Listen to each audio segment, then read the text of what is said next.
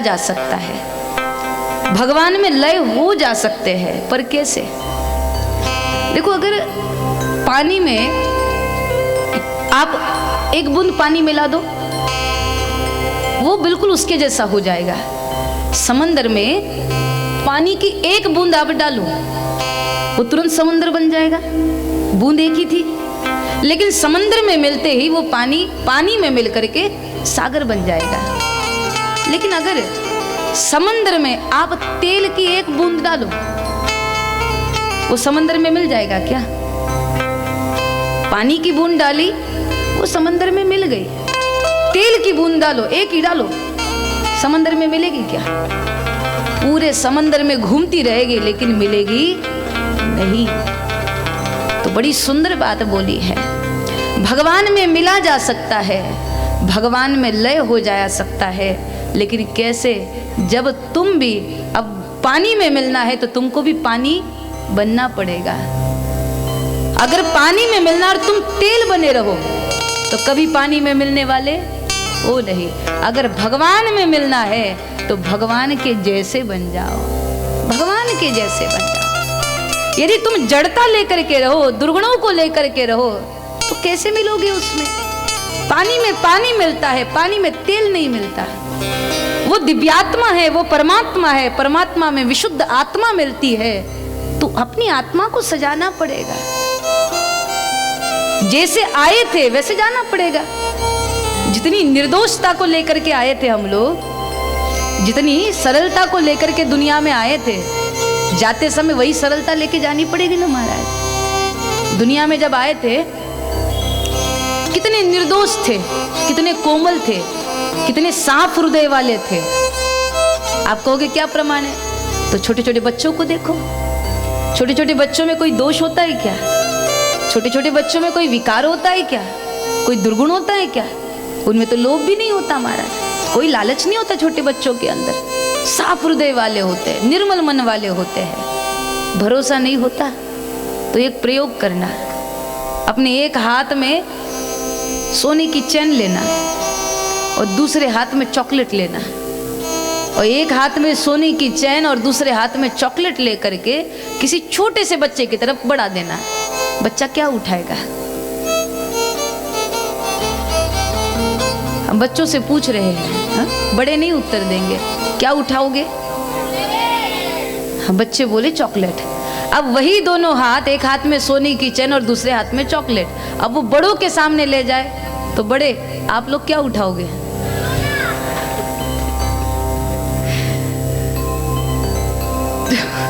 जो बच्चा जब छोटा होता है उसको कोई लालच नहीं होता, लेकिन वही बड़ा हो जाए और वही दोनों हाथ उसकी तरफ ले जाओ तो फिर वो चैन उठाएगा। समय के साथ बदल गए ना हम लोग। पहले तो निर्दोष ही थे, निर्द्वंदी ही थे, समय ने बदल दिया। तो जब वापस जाना है तो जिस स्थिति में आए थे उसी स्थिति में जाना पड़ेगा। इसलिए बच्चों को भगवान का स्वरूप माना जाता है, क्योंकि भगवान की जैसी सरलता बच्चों में होती है, उनके जैसी सहजता बच्चों में होती है। इसलिए बच्चों को भगवान बंदो बाल रूप सोई राम, छोटा बालक का रूप भगवान का माना जाता है। तो करना क्या है? भगवान में लय होना है तो भगवान के जैसा बनना पड़ेगा, तब कहीं जाकर के अंत में वंदनीय महाराज जी कहते अंत में तुझ में समरस हो जाए। यही हमारा ध्येय है, यही हमारा उद्देश्य है, ये लक्ष्य है हमारा। भगवान में मिलना ये लक्ष्य है हमारा महाराज। हमको पहुंचना पंढरपुर है, और हम लोग सोलापुर पहुंच के समझते हम लोग पंढरपुर पहुंच गए, पर वो सोलापुर है, तुमको पंढरपुर पहुंचना है। यानी तुम्हें भगवान में लय होना है। घर बनाना, बेटा बेटी की शादी करना, जिम्मेदारियों को पूरा करना, ये तो है, ये तो सोलापुर है। पहुंचना तो तुमको पंढरपुर है, और उसमें मिलना है तो उसके जैसा बनना पड़ेगा। और इसीलिए श्री व्यास जी महाराज जी ने जब भागवत की शुरुआत करी ना, तो भागवत के आरंभ में उन्होंने 2 श्लोकों का मंगलाचरण रखा। विषय से बिल्कुल मिलती जुलती बात है। भागवत में कथाओं का आरंभ बाद में किया व्यास जी ने, पहले 2 श्लोकों का मंगलाचरण किया। क्यों किया? किसी भी ग्रंथ में मंगलाचरण किया जाता है, चाहे राम कथा हो, चाहे भागवत हो, चाहे देवी भागवत, चाहे ग्राम गीता हो, चाहे ज्ञानेश्वरी हो, हर ग्रंथ में मंगलाचरण होता ही है। क्या बताना चाहते साधु संत, ग्रंथकार, रचनाकार क्यों मंगलाचरण लिखते हैं? तो बताया मंगलाचरण को लिखने का कारण ये है कि वो बताना चाहते हैं तुम्हारा ग्रंथ में प्रवेश तभी होगा, तुम्हारा भजन तभी सफल होगा, तुम्हारी पूजा तभी फल देगी जब तुम मंगलाचरण करोगे। अब मंगलाचरण माने क्या, इसको भी तो समझना पड़ेगा, वरना हम लोग सिर्फ श्लोक बोलते रहेंगे। मंगलाचरण करना, तो मंगलाचरण में ही उसका भावार्थ छिपा हुआ है। मंगलाचरण, इसको दो भागों में विभाजित करिए, क्या आएगा, क्या होगा? मंगलाचरण को विभाजित करिए, मंगल आचरण। मंगलाचरण का भावार्थ है, उसको विभाजित करो तो होता है मंगल आचरण, उसको मंगलाचरण बोलते हैं। हमारा आचरण मंगल हो जाए, यही मंगलाचरण है। केवल श्लोक बोलना मंगलाचरण नहीं है, केवल शुरुआत में वक्रतुंड महाकाय बोलना, गुरु ब्रह्मा बोलना, ये केवल श्लोक बोलना मंगलाचरण नहीं है। इसके साथ साथ तुम्हारा आचरण मंगल हो जाए, ये मंगलाचरण है। और जब मंगलाचरण करके कीर्तन करोगे, जब मंगलाचरण करके पूजा पाठ करोगे, जब मंगलाचरण करके व्रत उपवास करोगे, तो थोड़ा सा व्रत भी तुमको ज्यादा फल दे देगा महाराज। आचरण का मंगल होना जरूरी है। यह आचरण मंगल न करे हम लोग, और खूब घंटी घड़ियाल बजावे, खूब कीर्तन करे, खूब भजन करे, पर आचरण ही मंगल नहीं है, तो वो कोई फल नहीं देगा। अरे सोचो ना, जिस व्यक्ति को किसी की भलाई करना तो दूर, किसी के भलाई की बात को जो सोच भी नहीं सकता, ऐसे आदमी को कौन सा व्रत उपवास फल देगा महाराज? दुनिया में कुछ लोग खूब उपासना करते हैं, लेकिन भगवान से प्रार्थना करते कि हे भगवान सबका भला करना, हे भगवान सबका भला करना, लेकिन शुरुआत पहले मुझसे करना है। ऐसे प्रार्थना करने वाले लोग भी दुनिया में हैं। अब जो खुद को प्रथम प्राधान्यता देते हो, वो विश्व कल्याण का काम कैसे कर सकते हैं? और दिखावा करते हम समाज सुधार के लिए निकले हैं। कैसे सुधारोगे तुम जब तक तुम्हारा आचरण मंगल नहीं होता? मंगलाचरण ये बहुत जरूरी है। मंगलाचरण किसे कहा जाए, किसका आचरण विशुद्ध माना जाए? बोले अगर तुम अपने व्यवहार में बेईमानी नहीं करते, पैसा कमाने के लिए अगर तुम किसी को तकलीफ नहीं देते, तो तुम्हारा आचरण मंगल है। अगर तुम्हें मनुष्यों की क्या, जीवों की पीड़ा देख करके भी तुम्हारा मन दुखी हो जाता है, इसका मतलब तुम्हारा आचरण मंगलाचरण है। अगर किसी की मदद के लिए तुम आधी रात को भी दौड़ने के लिए आगे पीछे नहीं देखते, इसका मतलब तुम्हारा आचरण मंगलाचरण है। अगर किसी ने तुमको सहायता मांगी, तो बाकी सब न सोच करके तुम उसकी मदद के लिए दौड़ते हो, तो तुम्हारा मंगलाचरण हो गया है।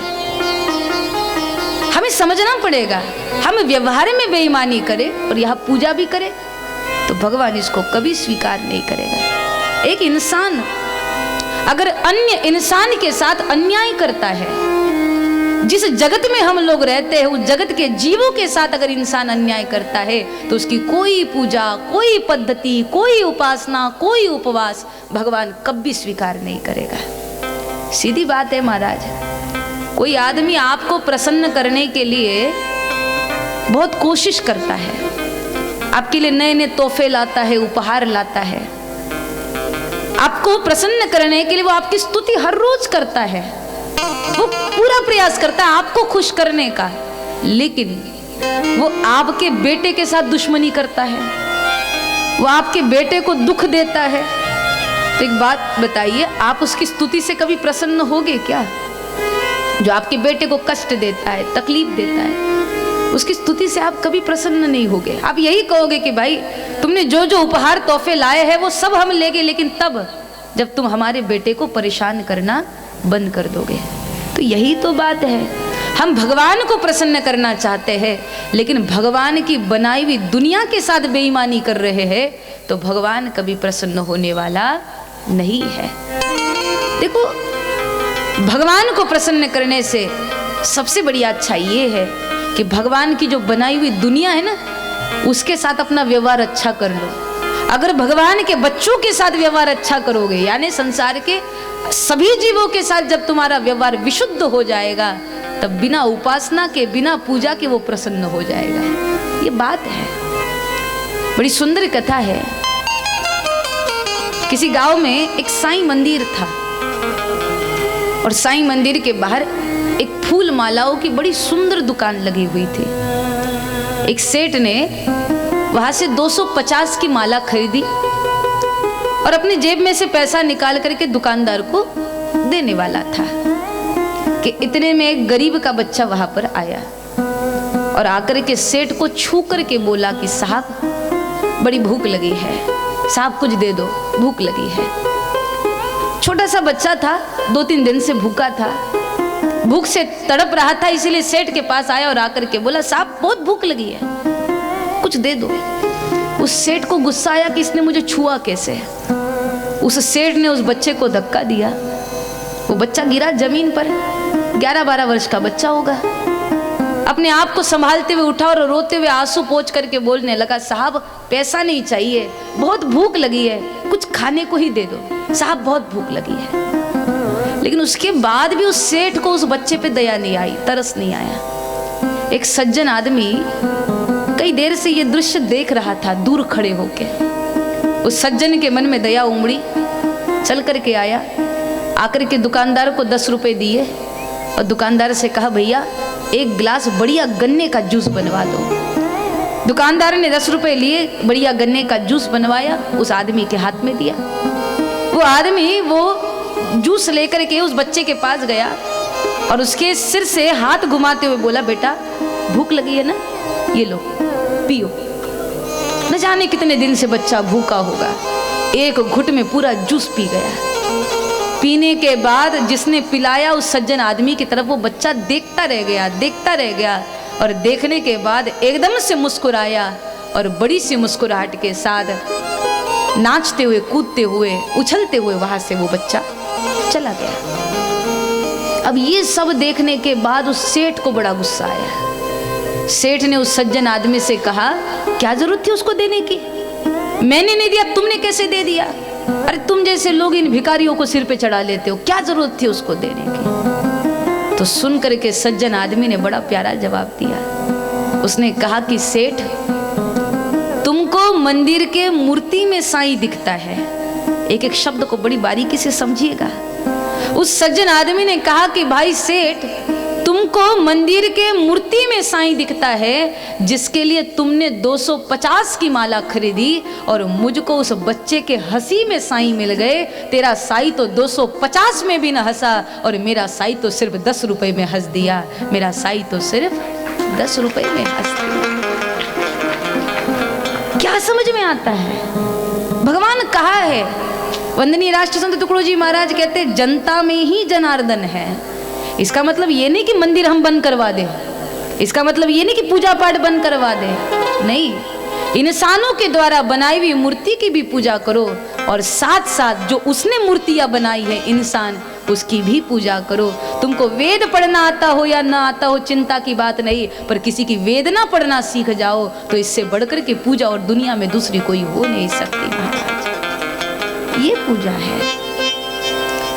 अगर हम परमात्मा को प्रसन्न करना चाहते, करो, खूब प्रयास करो, लेकिन उसकी बनाई हुई दुनिया के साथ महाराज कोई षड्यंत्र न करो, किसी को चोट पहुंचाने के लिए कोई योजना न बनाओ। अगर तुम खुदा की इबादत करना चाहते हो तो खुदा की इबादत यही है कि तुम खुदा सा बन जाओ, यानी भगवान की पूजा करना चाहते हो तो तुम भगवान से बन जाओ। इसीलिए वंदनीय राष्ट्र संत टुकड़ो जी महाराज बड़ी अद्भुत बात बोलते हैं महाराज, खुद को भुला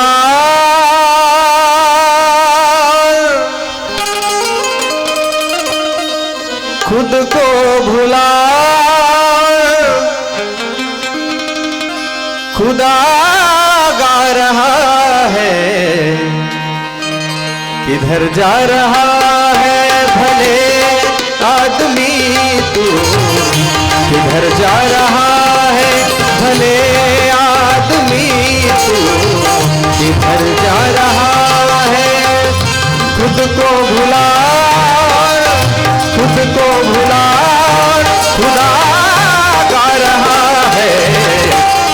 जा रहा है भले आदमी तू, किधर जा रहा है भले आदमी तू, किधर जा रहा है।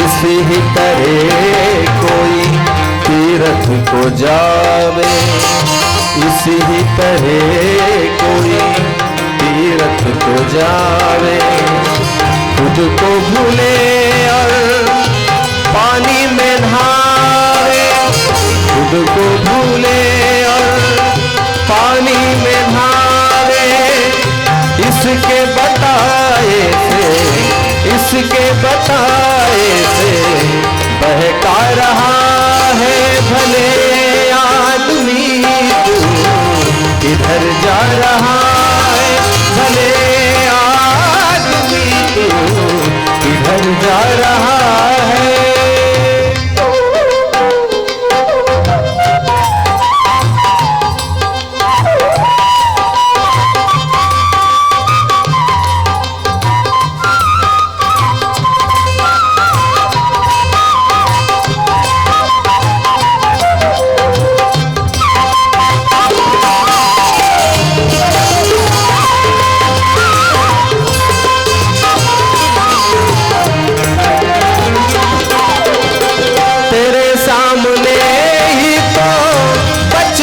जवानी तेरे सामने ही तो बचपन जवानी, बुढ़ापा मेरी गरीबी ठानी, बुढ़ापा मेरी गरीबी ठानी, मगर तू था जैसा, मगर तू था जैसा वही तो रहा है भले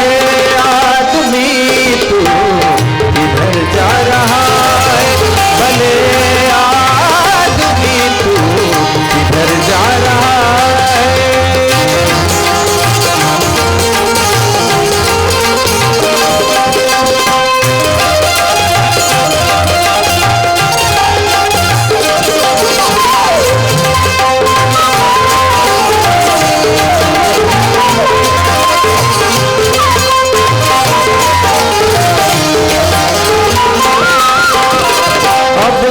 समझ तू ही है खास ईश्वर, ईश्वर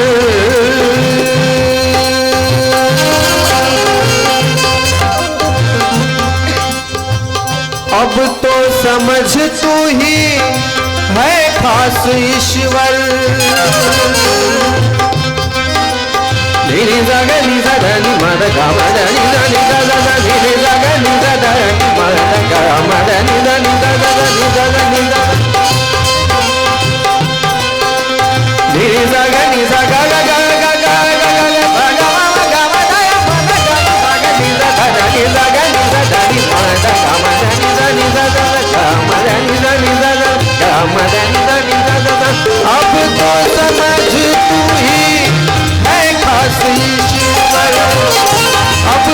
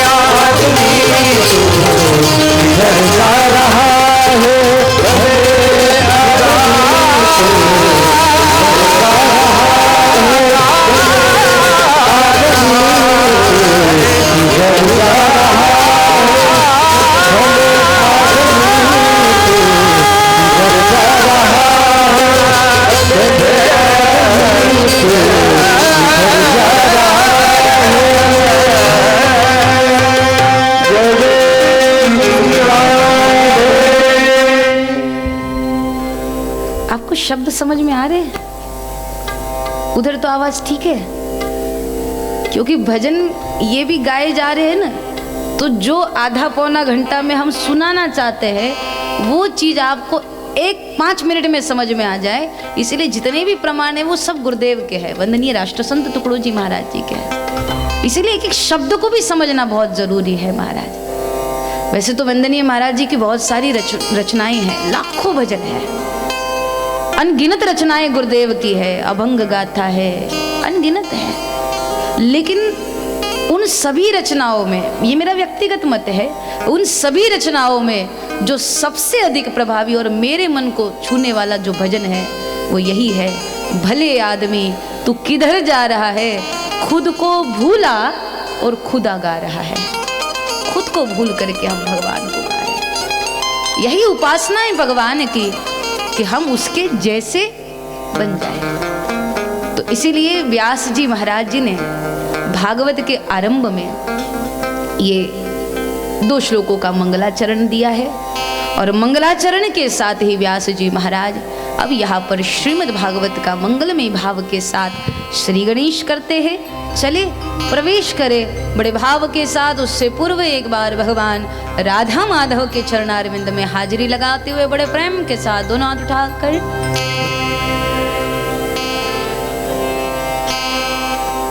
देखो, हाथ उठा के बोलने का अपना एक आनंद है महाराज। हाथ 2 मिनट नीचे कर लो। ये हाथ उठा के क्यों बोलना होता है? नीचे रख के भी बोल सकते हो। किसी किसी को गुस्सा भी आ रहा हो, इतनी ठंडी में काहे शॉल से हाथ निकाल के ऊपर उठाने को बोलते हो, लेकिन उसको बोलने का अपना एक कारण है। क्या है? टीवी में देखा होगा ना आपने, सीरियलों में, पिक्चर में देखा होगा आपने कि जब भी कोई पुलिस ऑफिसर चोर को पकड़ता है तो बंदूक दिखा के क्या बोलता है? हैंड्सअप कि हैंडसम कि हैंडपंप, क्या बोलता है? हैंड्सअप। तब चोर क्या करता है? उसको थैंक यू बोलता है? नहीं। तो क्या बोलता है? क्या करता है? हाथ ऊपर करता है। उसके पास जो भी शस्त्र हो उसको वो नीचे रख देता है, वो हाथ उठा लेता है। उसके हाथ उठाने का क्या मतलब होता है? हाँ, वो समर्पित कर देता है, वो अपने शस्त्र नीचे रख देता है और दोनों हाथ उठा के वो कहता है कि मैं समर्पित हूँ। अब जिधर ले जाना है ले जाओ। हाथ उठाने का मतलब है समर्पित हो। तो यहाँ भी ऐसी बात है, हमारे भीतर जितने भी काम के, क्रोध के, लोभ के, मोह के, ईर्ष्या के, द्वेष के, आसुरी प्रवृत्तियों के जितने शस्त्र हैं, उन सारे शस्त्रों को नीचे रखना है और हमें भी दोनों हाथ उठा के कहना है, राधा माधव हम भी आपके चरणों में समर्पित है। तो जब इतने समर्पण का भाव उसमें, तो बोलने में भी तो वो दिखना चाहिए ना। इसलिए दोनों हाथ उठाकर